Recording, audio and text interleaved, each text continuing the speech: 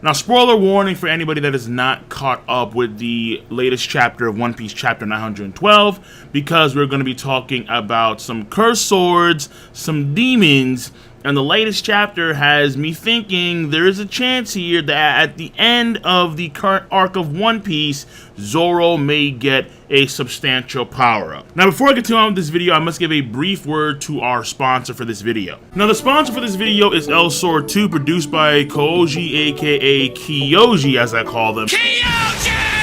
Games. The game itself, over the past few months, has gone through many updates. I have been playing through the game as my boy Raven, but the game itself does have 12 characters, and as of late, there have been a total of 3 job updates for all 12 characters. So that's a lot when it comes to picking the character and in what style you want to proceed through the game with said character. Not only that, but the skill system in the game is a lot more streamlined, and they have updated character icons as well as character intros and primary skills. You learn skills automatically by reaching certain levels, and on top of that, the skill point system in the game has been removed, so there's no longer a need to choose between skills. Furthermore, El Sword and Koji have added brand new character artwork. They have enhanced the skill learning method of the game, and the skills themselves have new designs, and they have gone through a vast majority of the characters and done balance changes, especially when it comes to PvP in El Sword 2. The overall general sense here is that the game has transitioned from a pay-to-win to a play-to-win system, which means that in El Sword 2,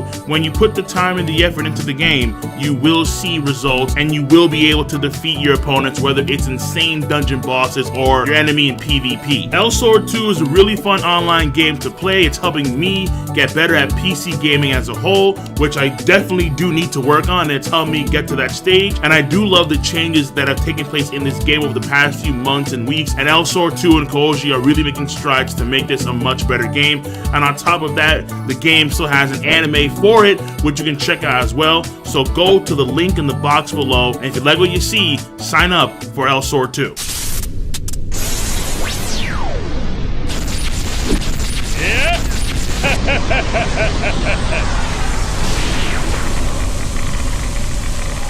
In the latest chapter of One Piece WoW, we find out the man who we met in chapter 911, and his name is Tenguyama Hitetsu.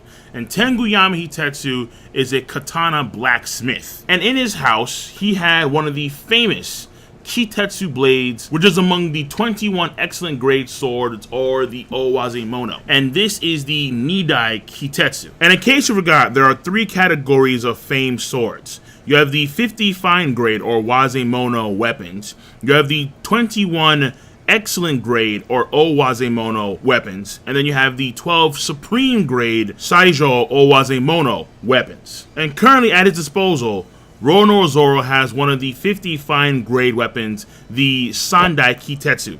The Nidai Kitetsu is one of the 21 excellent grade weapons that we saw in the latest chapter One Piece. And then the yet to be seen Shodai Kitetsu is one of the 12 Saijo Owazemono. And the Shodai Kitetsu is among the ranks of swords like Yoru Mihawk sword. Now, when it comes to the Kitetsu blades in particular, they were created by the Kitetsu blacksmiths. And each of these swords, the Sandai, the Nidai, and the Shodai, are all cursed. So right now, Luffy is currently with Zoro, and he has on his waist the Nidai Kitetsu. And given Zoro's sword senses, I'm assuming that at some point Zoro is going to be aware that Luffy has a very unique and dangerous sword, and he's also probably going to know that the sword is cursed, just how he knew, just how he felt that the Sandai Kitetsu was cursed.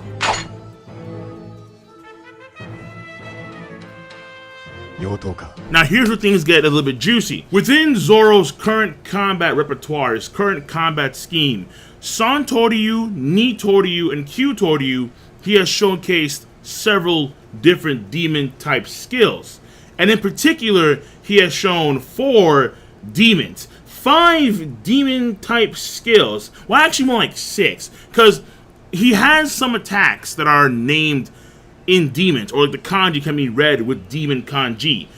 But there's 5 in particular that are like de facto demon skills, but only 4 have actually shown demon entities with said skill. So technically, if you want to say it in the sense of these being Zoro's greater demons, let's call it that for the video, he has 4 greater demons. Now that being said, I do want to start at number 5, and number 5 is the Nigiri Maguma.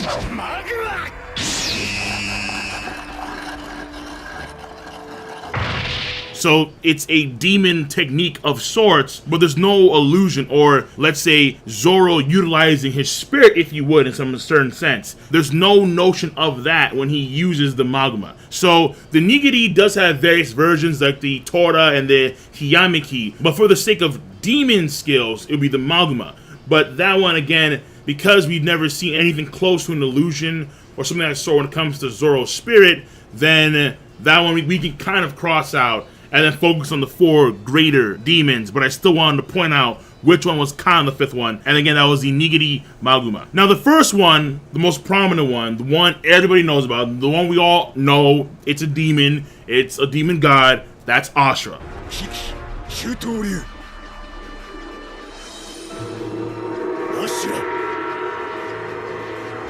It is the foundation of his Kyutoryu style.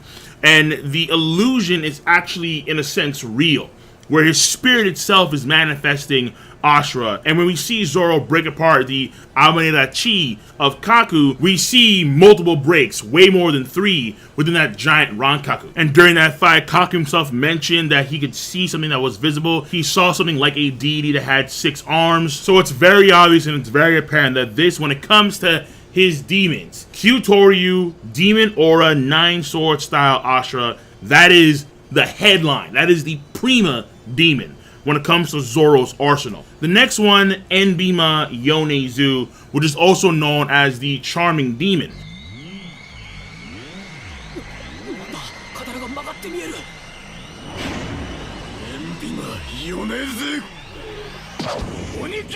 Now, Enbima is a version of the Onigiri, where he's in the same usual Onigiri stance, but the blades start to warp and distort, and then Zoro dives in with an Onigiri, and the area effect is much broader than a regular Onigiri. And in this case, there wasn't any Kaku to signify that there was an aura that was being shown there. However, there are people, the Fodder Marines that Zoro's facing off against, they noted that Zoro's swords seem to be bending in both anime and manga. And in the anime, they add the touch of when the Enbima shows itself, they seem to react to the Phantom itself. So that's an anime touch, and you can't really say that's an actual concrete thing there. But despite that, the main thing here is that they noticed that the swords were bending. So that demon technique, that demon spirit, if you would, also has prominence, but of course not nearly as much as, again, the Ashura, which is the prima one. Number 3 is Gyuki.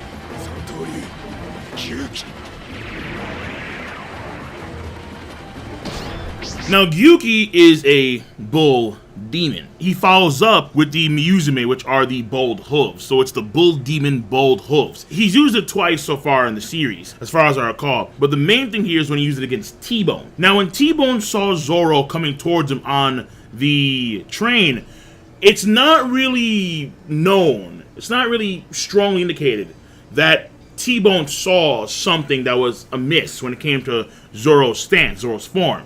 But we do see, at least in the anime, that you have the image of Gyuki behind Zoro, the bull, and then in the anime they give Zoro the red eye effect. Whereas in the manga, it's just the demon bull behind him. But the demon bull is one of the few skills that is named demon in Zoro's repertoire that actually has an aura and image behind him when he does it. And then finally, the last one is the Yasha Garasu, which he used against Ors.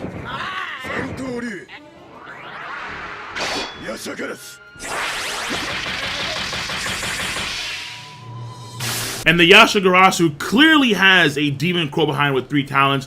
There is a variant of this that he used previously to that moment called the Karasume, but it didn't have anything of like an aura to it, whereas the demon crow, the Yasha, clearly did. And these are the 5 demon skills that he has, the 4 greater demons in Zoro's combat repertoire. So the thing here is there are other techniques, like for example the Onigiri itself is an ogre, and ogres are kind of like demons. Alright, fine. The 1 gorilla, 2 gorilla, 3 gorilla skill, which apparently the kanji can be also be interpreted as a demon. The main thing here is that there are 4 techniques that are clearly demon oriented: the Yasha Crow, Gyuki, Enbima Yonezu, the charm demon, and then finally Ashura. It's these 4 predominantly.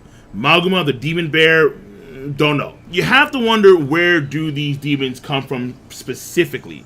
These spirits, if you would. Because spirits tend to be a component when it comes to One Piece and certain unique things that maybe you can't explain normally, which I'll save for another video entirely. Oh, trust me, I will. That's coming soon. But when it comes to, let's say, Kaku, when it comes to the Marines, they noticed that something was going on with Zoro, whether it was a sword's bending or Kaku just noticed, wait, I see a demon god, what's going on here? There is a possibility that the demons maybe existed within Zoro from jump. Maybe Zoro has some kind of unique heritage or some unique lineage there. Hopefully you'll find that soon. But also, it could be the case where they are, let's say, inhabitants of the cursed swords, the Kitetsu. Because the Kitetsu themselves, they are cursed. The entire Kitetsu lineage is cursed. The Sandai, the Nidai, the Shodai. So it could be the case where they lie within the Kitetsu sword, the Sandai. Or maybe it's the Sandai. It brings out the innate spirits, the demons within Zoro that are already there, that are like lying there. And Zoro, because of the Sandai, he's getting a taste for that. I would argue, at a bare minimum, the Sandai Kitetsu does play a role, somehow, some way, in Zoro using techniques that are demon-oriented, having auras to them, or having images behind him, and then regular fodder Marine noticing that, wait a second, his swords are bending, what's going on? Or high-end skill guys like Kaku noticing, wait a second, hold on, I'm seeing an actual entity with Zoro here, to the point where he himself manifests 3 heads and 4 more arms. So there's something going on there. And again, I think part of the reason why it's going on is because of the Sandai Kitetsu. So, what would this mean? From that standpoint, from that mindset, that would mean, because the Nidai is so close, there may be something in the next few chapters where the Sandai and Nidai kind of have like this sync going on. So the curse that is on these swords that Tenguyama was talking about, that we've clearly known for a long time when it comes to Sandai, the curse may now be magnified because Nidai is nearby. Because, again, Luffy has Nidai. Or if Zoro himself examines the Nidai. So when he examines the Nidai, the Sandai may react in a certain way. And if you go further into Wano Kuni, like let's say the Shogun or one of the Shogun's top-end dudes has the Shodai. Like let's say the parallel of Masashi Miyamoto. The parallel of Masashi Miyamoto One Piece, he has the Shodai. And then Zoro has to beat him. In the process, gets the Shodai. Hello, hello, hello. 3 demon swords. All of them. Now, the Shodai is a Mihawk. It is one of the Saijo Owazemono. That's Mihawk level blade. Part of me feels like maybe it's too early for Zoro to get that level of blade. But at the same time, this is Wano Kuni.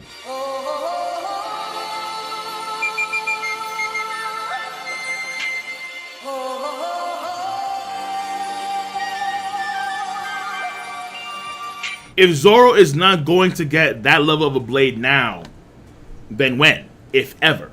You see what I'm saying?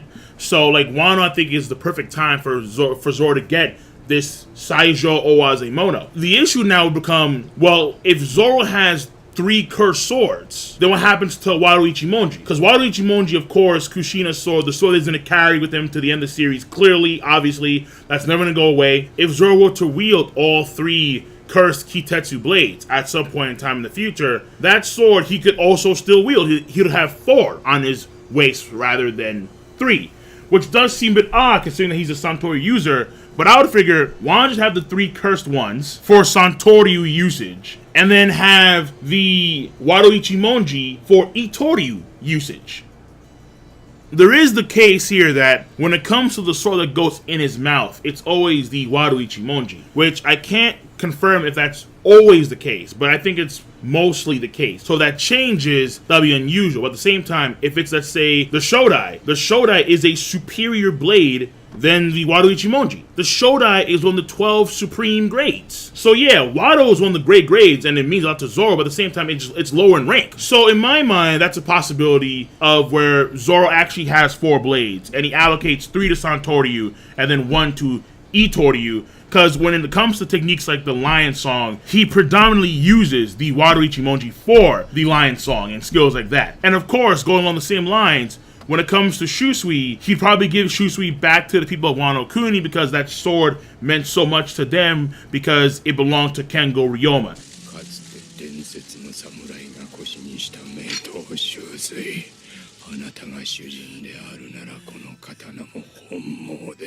It has so much weight for their people, for their country. So it's a case here where he loses Shusui, but then takes up the Nidai Kitetsu. And again, all this will be done in a means of augmenting his power towards the end of Wano Kuni, because I don't see this happening until the end of Wano Kuni. The next possibility is Zoro simply exchanging the Sandai for the Nidai. So ultimately, at the end of the series, he won't have the Sandai anymore, or the Nidai. He'll have the Shodai when they do find the Shodai. He'll have the Shodai, he'll have Shusui, and then he'll have his Wado Ichimonji. And those will be his 3 swords. The demon powers, which again I surmise, are somewhat magnified because of the cursed blade. His demon powers would up in unison with the upgrade of cursed sword. We have again the Nidai with Luffy. Tengu Yama, let's say, take in the Sandai and then give Zoro the Nidai. Because I'm assuming at some point Tengu Yama and Zoro are going to meet up. Tengu Yama is going to feel a certain type of way about Zoro, and then baring, here you go, Nidai, Zoro, demons power up. Finally, there is the last possibility in my mind. You have all 3 Kitetsu blades, and you have a blacksmith of the family of Kitetsu. What if you could reforge all of the Kitetsu blades, the Shodai, the Nidai, and the Sandai, into one Kitetsu blade, like the Kitetsu blade, because you have a blacksmith from that family. He's alive, he's there. And we have seen in certain cases, like in devil fruits, where people can take the devil fruit soul, the devil fruit spirit, and the essence of the fruit, and transfer it into inanimate objects, like Frankfried, for example. Frankfried is a sword that consumed a devil fruit, or some of that sort. That is a devil fruit essence of an elephant. How does that happen? How does that roll? Vegapunk found a way. So there could be a parallel here with devil fruits, where you can take the cursed essence of these swords and combine them into one sword, which is the Kitetsu blade which Zoro would wield, which in turn would tremendously up Zoro's powers. Because again, we're talking about the foundation of his Ashura, Enbima, Charm Demon, Gyuki, and so on and so forth. Where do they come from? How do they manifest? Like, what's going on here? 1 was fully confirmed. The other 3, not so much. And the 5th one is just there, kind of. Like, again, we see no demon bear behind Zoro when he does the Amalgama, but even still, a demon is technique. So I'm thinking Zoro has a way to truly upgrade his skills. So I'm hoping at the end of Wano Kuni, or maybe even midway through Wano Kuni, we see Zoro get a power increase because cursed swords are now, multiple cursed swords are currently in factor. Ashura's the main pivotal one, which actually does have some physical substance to it. The rest of them are just kind of like images and illusions and phantoms, but that could change completely if the curse that Zoro has through these swords, the Kitetsu, if that also increases, that also ups. Like, he is the only one that the curse can accept fully and wholeheartedly. Something crazy like that. So, and again, that could tie to Zoro's lineage, which we may find out in this arc. And I hope that we do. I really do. Because Zoro needs some love there for character. He really, really does. He's on the bottom. That being said, guys and gals, I am done. Once again, big ups to the sponsor of this video, El Sword 2 and Kyoji Games. Go to the link in the box below. Check it out. If you like what you see, definitely play El Sword 2. And on that note, be sure to rate the video. It is not that hard to do. I guarantee you that. Because I know that you all have a device called Zemaosu. You use Zemaosu to click, rate the video, to click, subscribe, to click on that bell to join the squad, and of course, comment in the comment section down below. Peace, and have a nice goddamn day.